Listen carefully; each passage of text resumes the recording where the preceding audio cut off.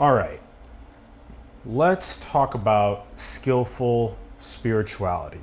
This has a lot to do with you and I and what our main pillars of our gifts are that we're trying to deliver into the world with the show, with holding space, with featuring these guests. And we wrote in the bio too that this is love that lands so skillfully it wins power, social engineering the future of the human race. Ori, what are your thoughts about this?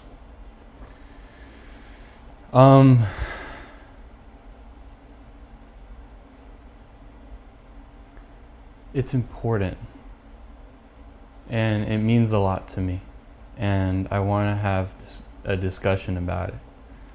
Yeah, me too. This is one of the most important things, if not the most important thing, that you and I can work on getting better so that we can more effectively deliver the gifts that we want to bring to the world.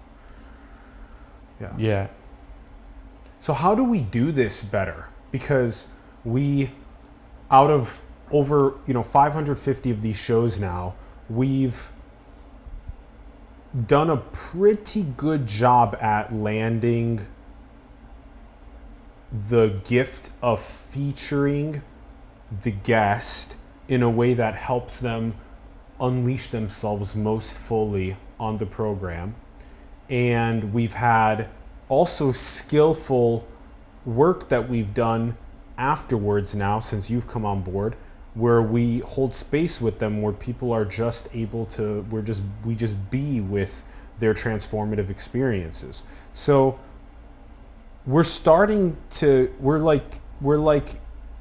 leveling up a little bit, but there's still a long way to go to figure out how to do it even more skillfully. Because we just had, Gary Marcus was just on our show, and we had a really good time. Maybe like 90 or 95% of the content was all about rebooting AI and what he's really, really passionate about and what he knows really well.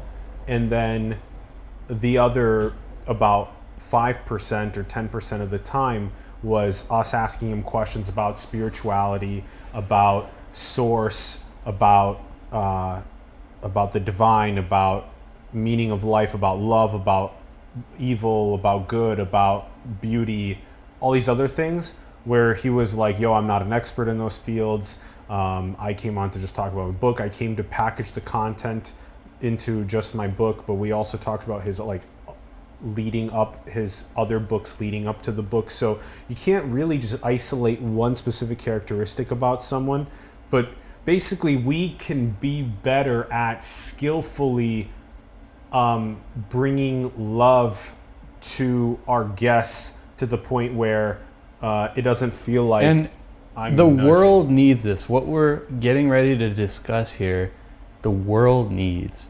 And hopefully our show will be a pioneer among many in landing this concept into the hearts of the world. We're talking about love and wisdom, these kind of spiritual ideas, and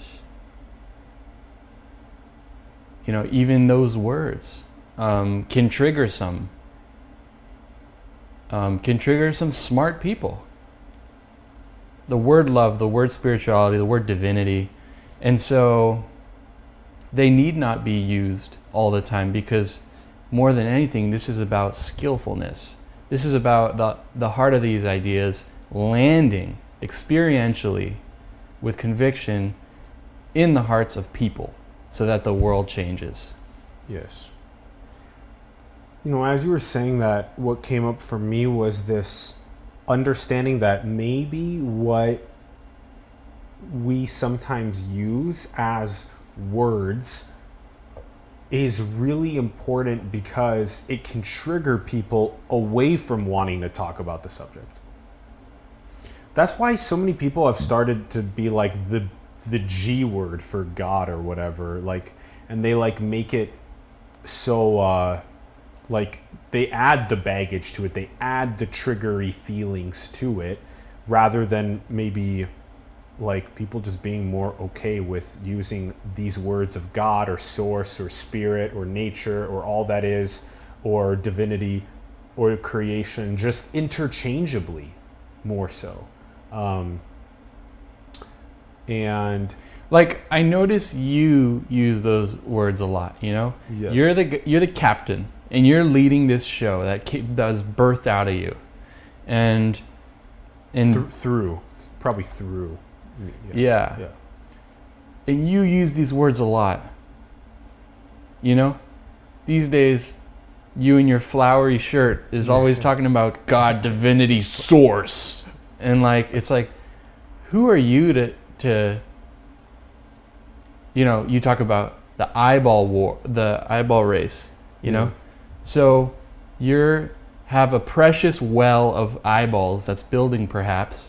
So who are you to use these words with your precious eyeballs? Who are you to honor their time and attention with those words? Mm-hmm. Yeah, that's like, it's a big purpose of what this is about, trying to help people unleash their gifts more fully into the world, help people figure out what their North Stars are, help people get inspired and engaged about building the future, help shine the guests' wisdom through the set into other people's lives around the world.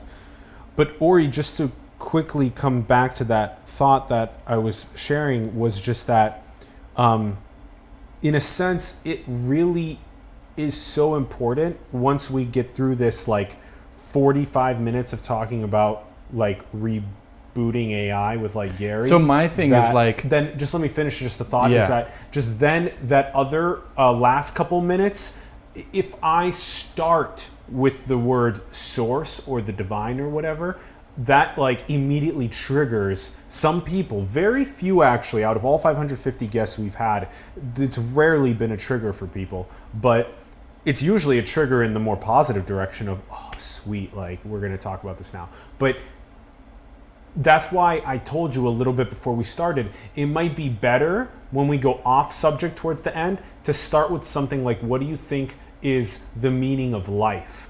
Or what do you think, is consciousness a biological phenomenon, or does consciousness come and take its seat in the body? Stuff like that. Because then it baby steps them into more conversations away from their main theme, instead of the immediate just.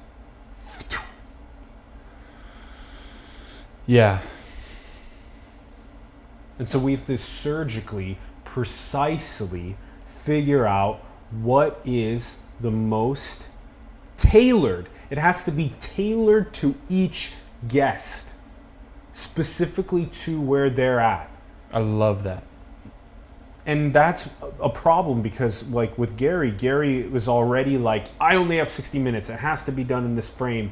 You know, usually we try and get our guests here for 3 hours. So that way we can actually have some time beforehand talking to them, feel out how much they are spiritually developed. And that way we can tailor the questions more towards that at the very end at least.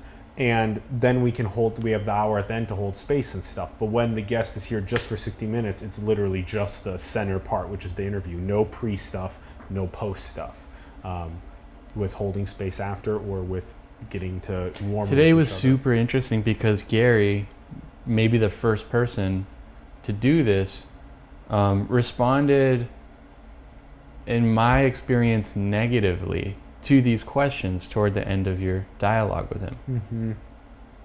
Yeah. And so this is a great time to unpack. Exactly. It's actually really important that this happened. These are like beautiful little learning lessons from the universe, from God, from Source, that are just like literally planted in front of us. Okay, so pausing you right there. These are beautiful little questions from the universe, from God, from Source. Already there, you're going in with a viewpoint, with a with a unique reality that you're choosing. Yes. And when you do that, how do you think that lands with people? That's a good question. So basically the idea would be, can we just say that this is a unique learning experience without having to add the words God, source, creation, the universe, blah, blah, afterward? Just that this is a unique learning experience, and then people can feel however they want about it. Yeah, I think it has to do with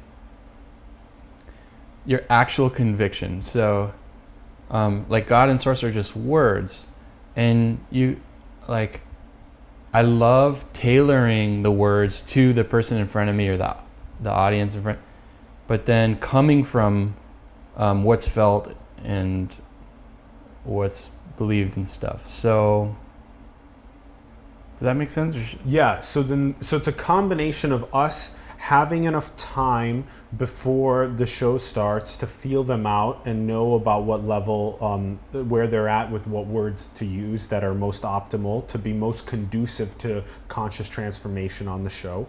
And then it's also then during the show, live being able to figure out also. Yeah, can I share please. Something that just kind of came up? So it's like, Gary Marcus is sitting in front of you. And it's like, what's the actual impulse, the deep impulse that's driving you to want to go there with Gary?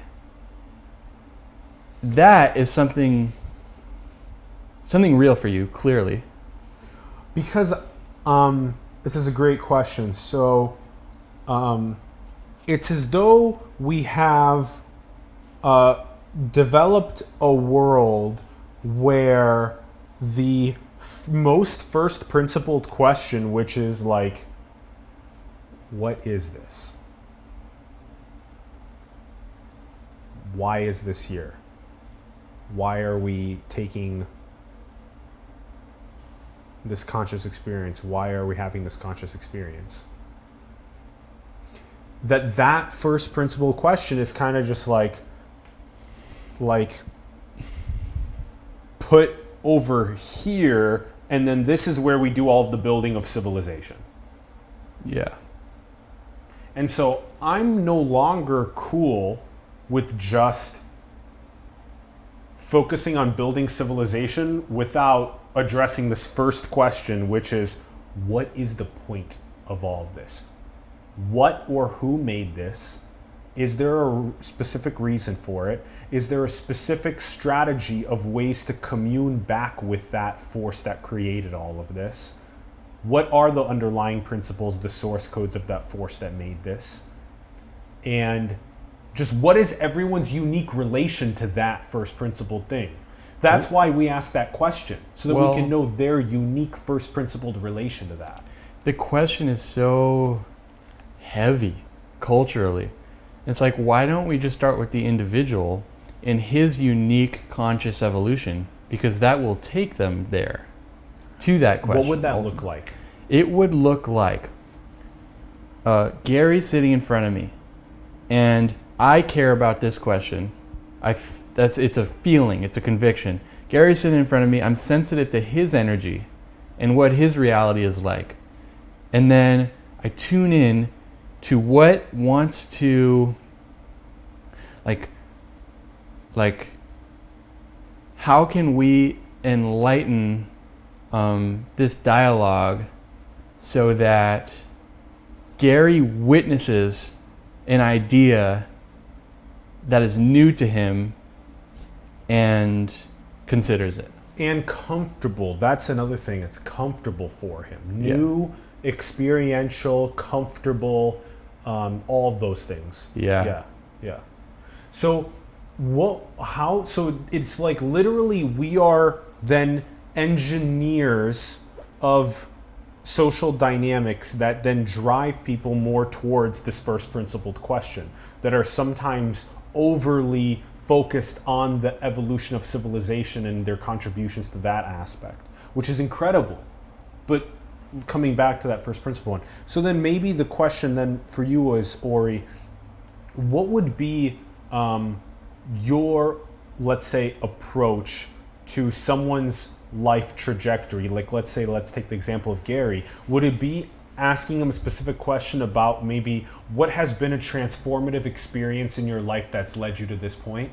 Not even. What would it be?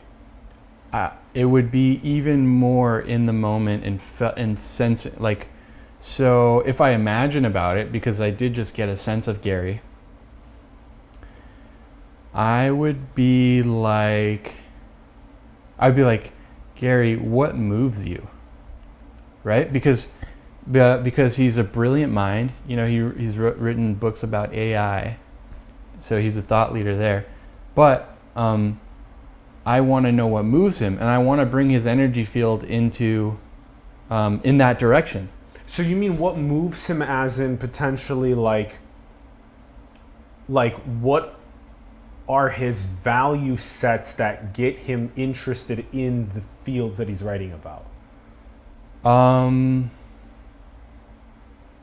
Kind of, or maybe even deeper. It's just like yes, he's a thought leader, and that's why you have him on the show, but he's just a human being sitting in front of you, and you're sensing that he's heavy on the AI, blah, blah, blah. And so you're sensing that maybe if I go, what moves you? It's like rounding out a being. Like, because that's what we're after, right? Like, maybe that's why you care about asking these questions so much, because you want to round out maybe the consciousness. You feel like there's a missing something, right? And so even more finely, there's an individual human being. He's emitting an energy, and I have a sense about him. And often, if a question like what moves you might be like an in the moment, small surgical step, heart surgery, toward a more rounded being.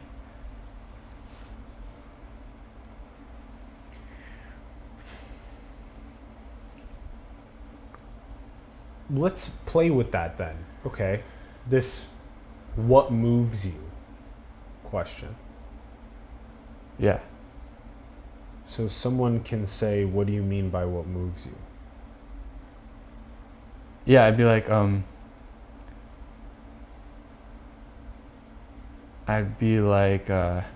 because with Gary, like, I noticed that he had there was an openness to him. You know, he's, like, his eyes were like slightly watery sometimes, and like there was like a brightness to and so wait, what was your question again?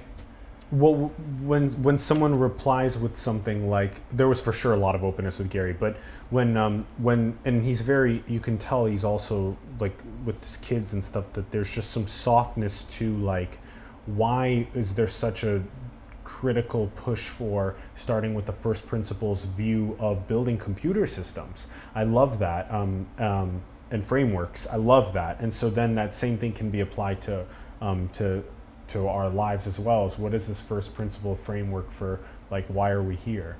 The question was, what about when they say like, what does that mean?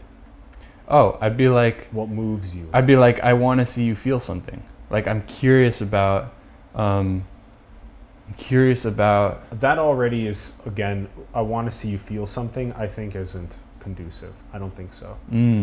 I don't think so. If I'm taking the position of the person that's being interviewed and I'm already a little bit like in my head and I'm like talking about like what I've been, putting together about the future of civilization, I'm probably not going to be so receptive to like, I want to see you feel something.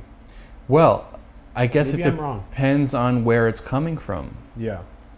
What do you mean I want to see you feel something? Like, I want to see you moved. I want to see you feel something. Yeah, like maybe if you said that to Gary, it wouldn't land. But maybe if I said that, it felt like it was coming from an authentic place. Mm-hmm. And so that's it anyway. Mm-hmm.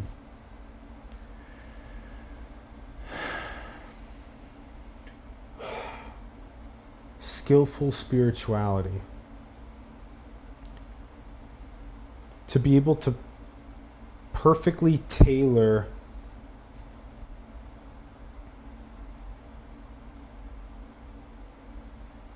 our conscious evolution and transformation of our guests to the degree that they're comfortable with and to the most optimal efficiency for both them and for the audience to witness and to try and propel more of that conscious transformation. And to me, this is so important to figure out, like, you know, even looking back at that conversation, like, what could have I said leading into that segment? And then like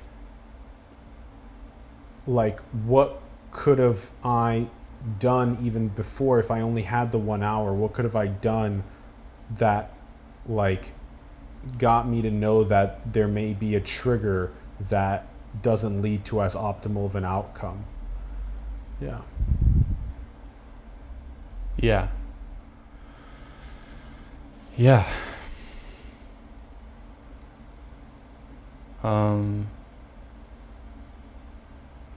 Yeah, being sensitive to triggers. I like that. Being sensitive to triggers, that's needed.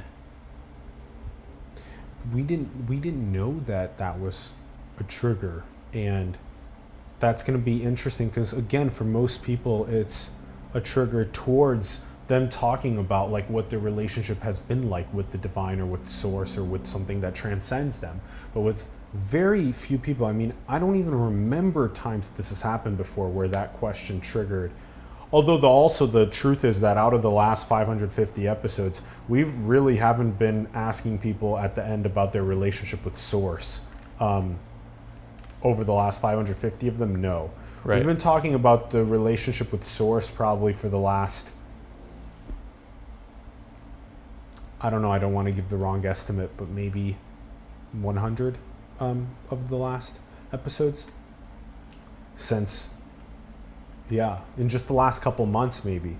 And that actually shows you guys about like my conscious transformation is like, why wasn't I using this word source or God or all that is or the ultimate nature of reality or source code or creation or universe, whatever, that why wasn't I using those words as much? I was using them last year. Can I just pause you for a second? But just not as much. I wasn't using them as much last year. Now I'm using them way more often. It may have even just started with the word universe, and then it got a little bit more towards all that is, and then I opened up maybe more to the G word and stuff like that. And source now. Yeah, go ahead. Not just wanting to bring that to other people, that first principled question. Yeah.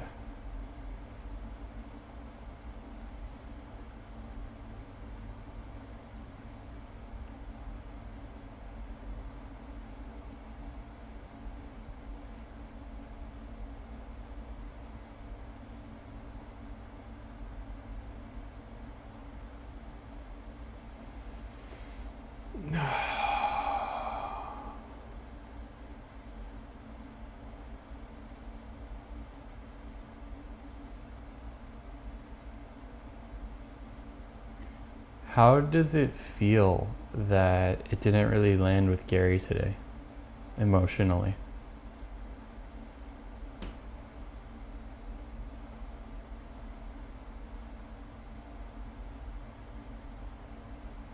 I feel like it's a learning lesson. I feel like it's a beautiful learning lesson. How does it feel emotionally?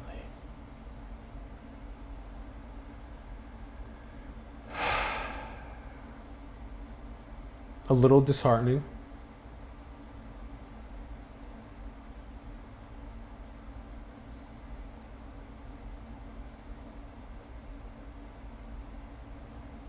I'm like hardcore always looking on the bright side of life. Like I'm like look at that like slightly disheartening experience and I'm like, oh my gosh, there's so much to learn and grow from that. Like I'm so pumped that that happened so that now I can learn more from it. That's how I live life. Mm-hmm. And it's made literally all the difference is doing something like that. Changing your perspective towards mentalities like that make all the difference. Huge. Like, I could still literally be whining about it. Like, an hour later, I could just be whining about it. Or I could have this mentality where we're literally recording a conversation about how to improve it. I wonder if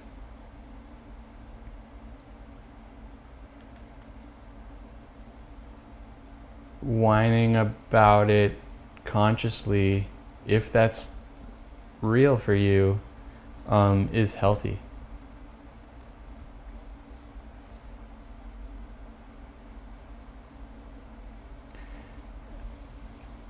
And what the world needs. I have a couple mixed feelings there. One of them is that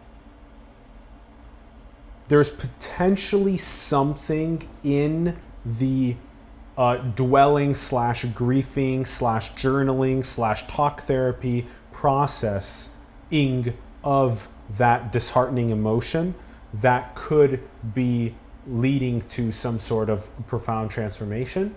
But I also feel like there's a tremendous overdoing of those things that we just listed, which then actually impede on people's ability to process, move on, integrate, achieve further goals with what they learned from the experience. So, like, I'm way in the other bucket. I spend most of my time on, okay, like yesterday with Minji, like, I cried in this last hour of the space holding with her, and it was because I had just profound emotion going through me, and that for me was like, I was there with it, and I was cool with experiencing that for like 15 minutes. Yeah. And so I have those moments too, of when I'm just cool with feeling those feelings.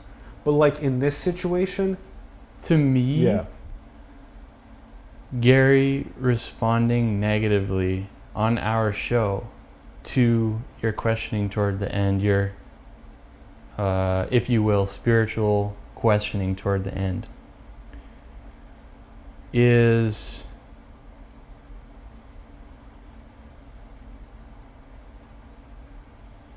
it's heartbreaking.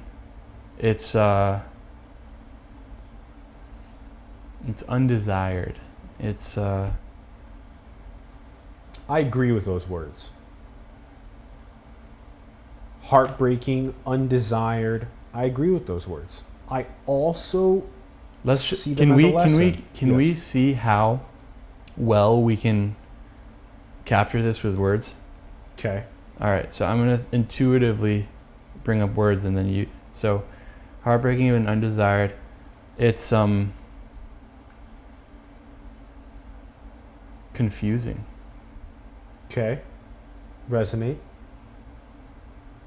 It's fucking confusing. It's frustrating. That resonates. It's Can we say it's laughable? for me, that's not real. Like, that's not present for me. But is it for you? When it was funny to me, because it showed my inability to come more prepared to that last portion of the conversation, where if I came more prepared to bridge into that last section of questions, that it wouldn't have been so laughable. It would have been Right. Yeah. I saw you, being vibrant and laughing with Gary when he said no. In the face of adversity, I still carried that, which is, which I think is really important to know how to do.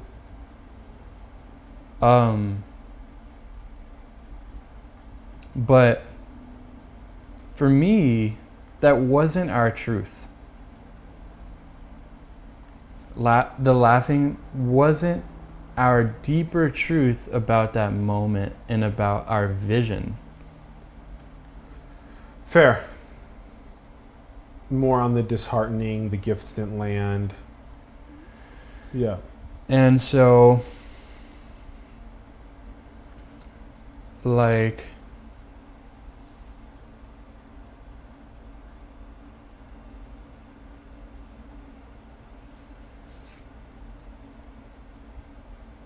yeah.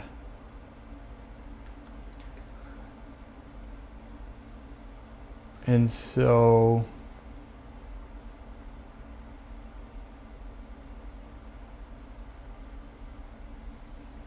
I think there's such a cool way of viewing this with you using those words to describe how like that process didn't land, and then there's potentially some sort of unique things to learn from that, going deeper into those emotional senses. Then there's knowing that, also the embodied knowing that that didn't work out and that there needs to be growth in order for it not to happen again. And I'm like living over here in the, it's embodied, and I want to go on and achieve greater optimization with that process. yeah. Because ultimately, I know you like to have these like passionate intellectual dialogues, but when it comes to those like the more spiritual moments, you're not looking to be at odds with our guests. That's right. You're looking to bear fruit. Yeah. Looking for their experience. Yeah.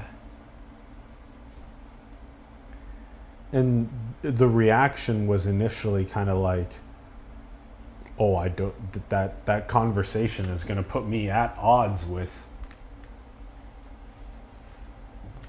other people that may be tuning in, and I don't want to put myself at odds.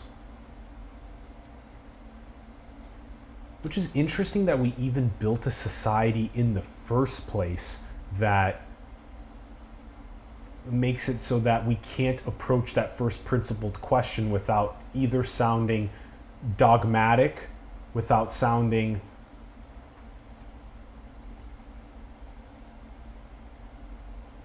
Can I ask you a question? forceful. And then can you Yeah. feel before answering? Okay. Does that hurt? Yes.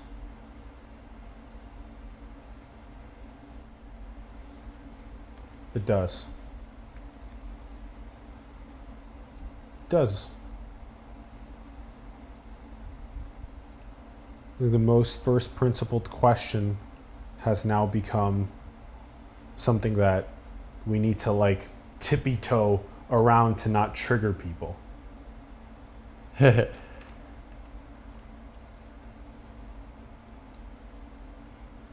And I want the opposite of that.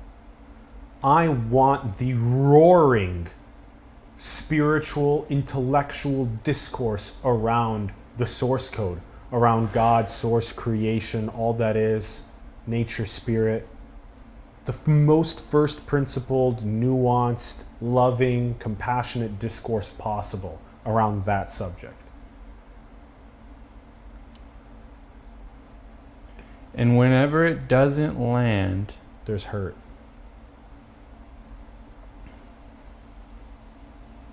Yeah. it hurts, yeah. Yeah. Why? And again, like, be slow with this. Yes. Why does it feel hurt when it doesn't land?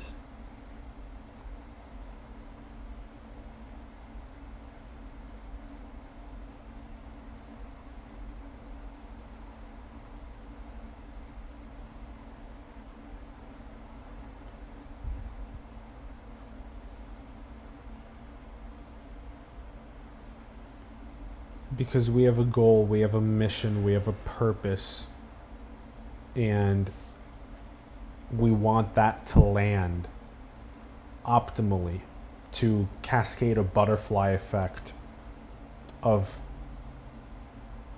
beautiful things happening, like maybe Gary feels more comfortable with that set of questions, and then he talks to his family about them more and his friends about them more, and cascades even more butterfly effects versus rescinding further back into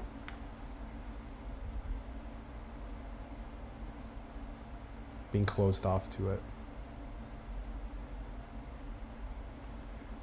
The last thing we want to do is accidentally trigger people to go becoming more closed off to it. Yes. Yes.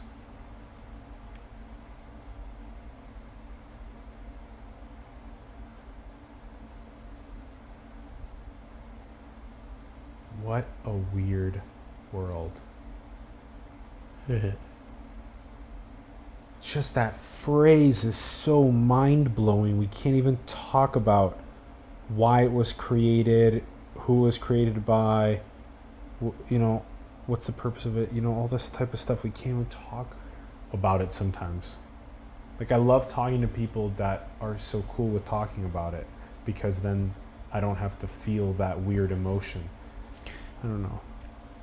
Yeah. But I'm also really down to feel that weird emotion, because it's part of our purpose to talk to the different thought leaders at the edge of the fields that I may mean, not how have that. real is this hurt for you?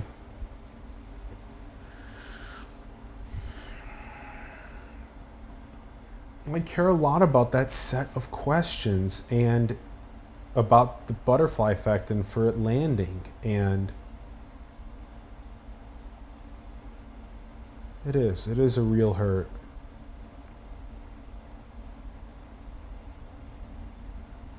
But again, I'm more on that like pumped vibe right now. Like yesterday with Minji, I was more on that, like in the holding space, I was more on that like emotion deep inside, crying, vibing, connecting in a different way. And now I'm just like felt, embodied, on we go. Yeah. Vibe. Yeah.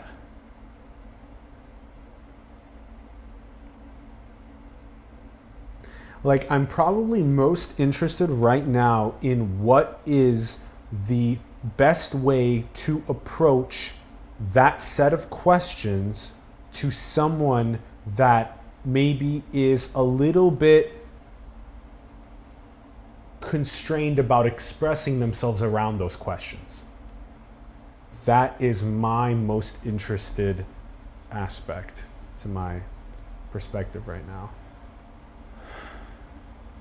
And I think the answer to that right now that's coming up is that if someone's constricted to not wanting to bridge into that subject set of questions, to play it safely to start by easing them in with something about what is a transformative life experience that you've had? Or what do you think is the meaning of life? Or like, how can we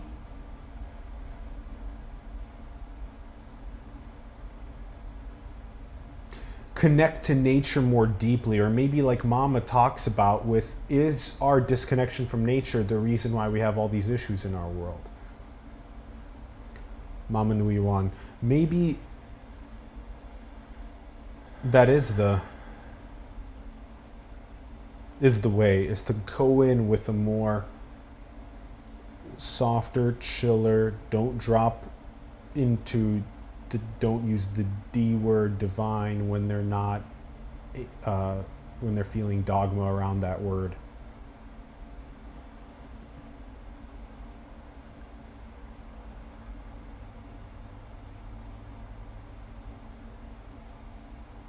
Plus, when it doesn't land, it also potentially leaves our guests feeling like interesting. That show is so much about science and technology and entrepreneurship, but somehow it's also about religion and spirituality and the divine and God. And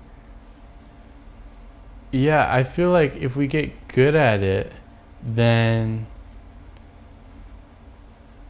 it can become like a unique cultural phenomenon for the range of influencers, leaders, to come to simulation and go into this.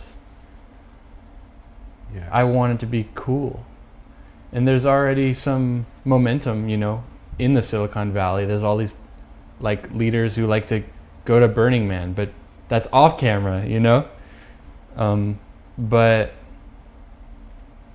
this could be the time. And it could be, like I said, cool, to humbly, like give yourself to the viewers as a leader, as a thought leader. It could be cool, yeah.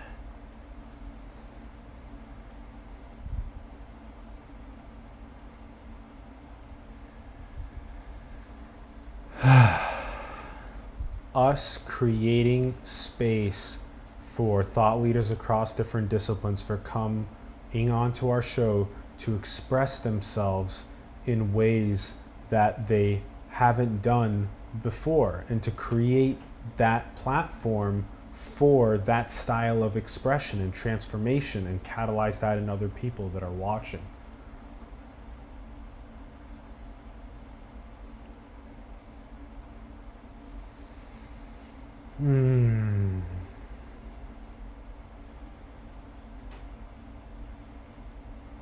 Like,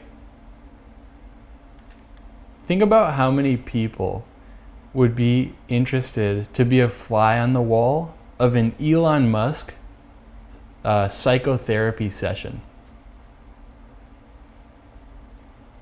Mm-hmm.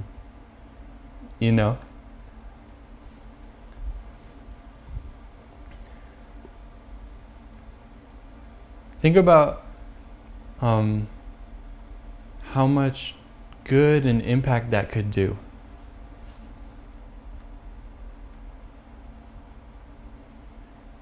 Like, if Donald Trump or Xi Jinping or Vladimir Putin or Elon Musk or any of these different leaders were to Oprah. Oh yeah, I mean, she's done some of that stuff. Oprah's catalyzed that for other people. She's been the catalyst for other people. But it would be great if Oprah was to herself go full out psychotherapy session, or Musk, Jinping, Trump, etc. Yeah. I agree. Like, that's one of the reasons why I think I wrote about this like a couple months ago, where I was just like, does Donald Trump or do any of these world leaders at like the G20 summit and whatnot, do they cry? Do they show vulnerability? Do they talk about their deepest emotions with each other? Yeah. Because if we did literally do that, it would catalyze more world peace and harmony faster. And the whole idea that they can't do that because it shows weakness is some sort of it's like a masculine, patriarchal projection onto civilization, rather than a divine, abundant, motherly, unconditional, lovingly wrapping of my energy around you to show you that I love you and I care about you.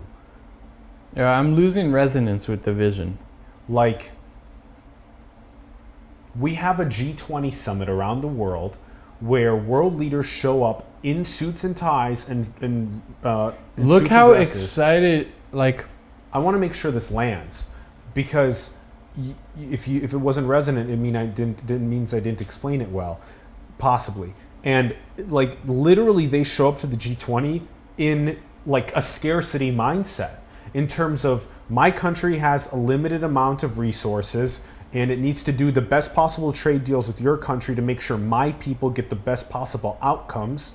And the whole thing is predicated on these masculine principles of me being able to fight for my people and get the best trade deals for myself, and me to not show vulnerability. Whereas if that circle was authentic relating or holding space or circling or a psychotherapy session, catalyzed by psychedelics or not, that holy shit, it would be, instead it would be, okay, how can the resources that are on the land in the country that we live on, not my resources, but how can those resources be of best use to building an abundant future for our entire world? And how can yours in your country do the same thing? Tell me about your childhood. Tell me about your mom and dad. Tell me about their lineage. Tell me about who you are. Tell me about your connection to God. And for everyone to do that one by one in this G20 and talk about the divine purpose of our planet would catalyze a completely different future. That's what the mentality is. Nice. So did that resonate? I feel your passion. And so yes. And 'cause that's a major part of the future. Like, we're sick of monkey politics and we want to go more towards harmony, collaboration, unity, and divine progress. Maximizing the gifts of all people on this planet. yes. Right now it's people fleeing shit at each other. And that's how it's like a cartoon. And people are fleeing shit on each other on the mediascape. Literally another layer of projection of the G20 fleeing shit at each other is the same thing in the mediascape, amplified by 2 billion people fleeing shit at each other. Right. Now imagine if that G20 was vulnerable, holding space, authentic relating, you would have a media sphere that's also vulnerable, holding space, authentic relating, bringing gifts forward. Okay. In many ways, it does start in a hierarchy. Like, you can make radical change from a grassroots mentality of the skillful spirituality. It can happen from the grassroots, these golden codes updates and stuff like that.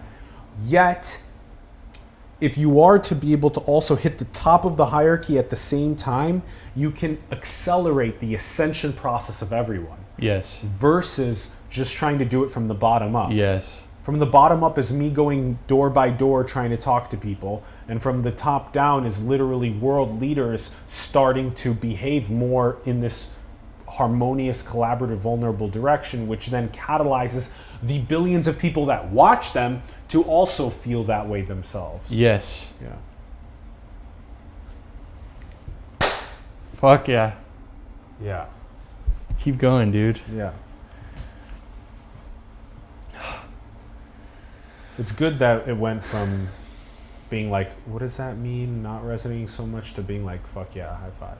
Yeah. Yeah, that's good that happened. You turned me over. Well, that's initially why you sold me also on your vision of holding space, because you were talking about influencers and world leaders being able to show vulnerability and emotion. Yes. And that's where it starts with Gary. Yeah. Yeah. Yes. Exactly. Because honestly, you're so powerful. I feel like you could have brute forced, like, through the Gary interview with a different result, quote unquote positive, and a testimonial as well. But I almost felt like there was a timing to today, like a readiness for. There's like you're opening to a different route of success and power, which is that of love and skillfulness, which has to do with like open-hearted,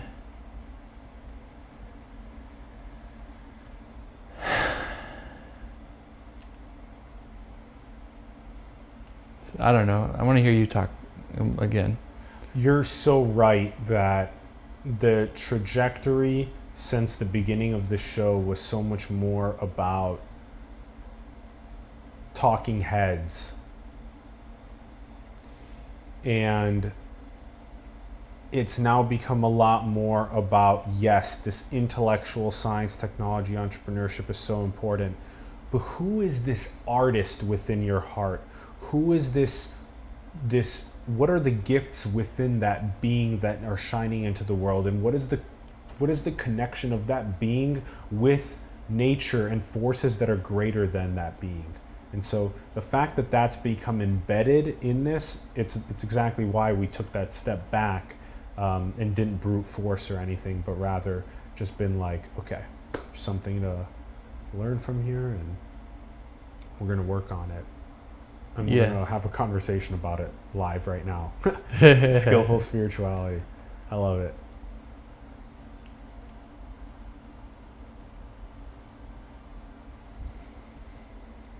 Interesting. So I think there's so far 3 main takeaways from me. One is that it starts so much with one's ability to navigate the transformation of consciousness in one-on-one settings with other people. Skillfully navigate spirituality and transformations in consciousness at the exact level that the person is comfortable and ready with first. Second is that can be happening more and more faster around the world from a grassroots level. So there can be more Ori Shapiras and Alan Sakyans popping up around the world, and Sandy Hearts and Joyous Hearts and people like this that are trying to do golden codes, or like Serena Malkani that's doing the sound meditations, or Minji Zais that are doing the love stories. So there's more and more of these that are popping up around the world. So there's this grassroots way of doing this ascension process in one-on-ones or in one-on-20s, or, type thing. And then there's the third one, critical takeaway, which is that we can rocket up to the top of hierarchies of power faster on this genetic fitness landscape of these different peaks, and get there faster, and then be able to go from those leaders and do some spiritual zapping at the level of comfortability that they're ready at and whatnot, which will then cascade downward through their organization, through all of the media coverage that's pointed at them, and that can catalyze a billions of people conscious ascension process. So those are my big 3 takeaways. Yes. And for that first one, to know how to precisely endeavor into that consciousness transformation, that set of questions, with surgical precision, and doing it in a way that can start very gently so that the person doesn't get triggered and go really far away off the bat. Yeah. With Gary, I didn't feel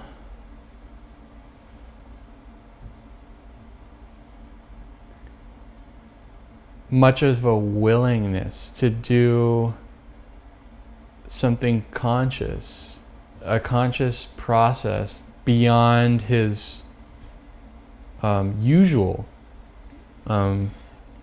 book and stuff. Yeah. And so maybe we can be more skillful. Actually, Ori's completely right. So the idea is that if you can literally feel maybe that the person is, even in just if you only have 1 hour, that you can feel that they're maybe not as willing to venture in there.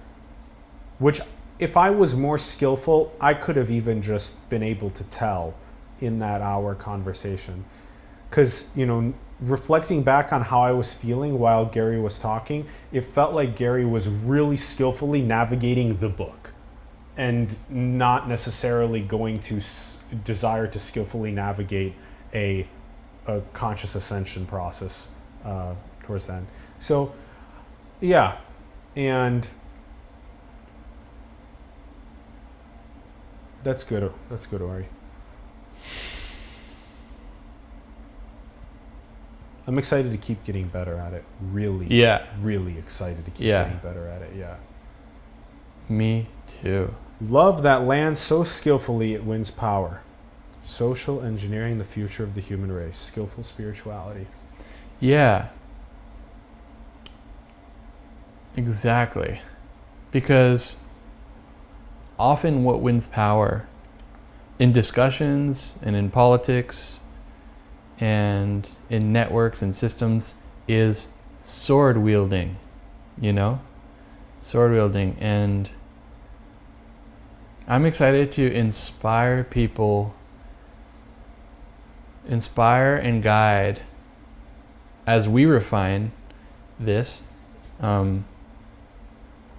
people to navigate power through skillful love. I was hoping you'd say that. Skillful love wielding. Yeah. Skillful open-hearted wielding. And that just speaks so heavily to, yes, the one-on-ones, but also things like the G20 is people are just going in with the sword wielding instead of the heart wielding, the love wielding. So, let's wrap. Yeah. Okay. Thanks everyone for tuning in to this episode on Skillful Spirituality. We greatly appreciate it. Would love to hear your thoughts in the comments below on what we were talking about. Let us know what you're thinking. Love to hear from you. Have more conversations with your friends, families, coworkers, people online about skillful spirituality, about how to come in with that open love on a one-on-one basis and tailor it to where they're at for consciousness transformation, as well as how to do it on the bigger scales, on the world leader scales. And support us. You can find our links below. PayPal, Patreon, cryptocurrency, design cool merch and get paid. All those links are below. And support the other artists, entrepreneurs, spiritual leaders, organizations around the world that you believe in. And go and build the future, everyone. Manifest your dreams into the world. We love you very much. Thank you for tuning in. We'll see you soon. Peace.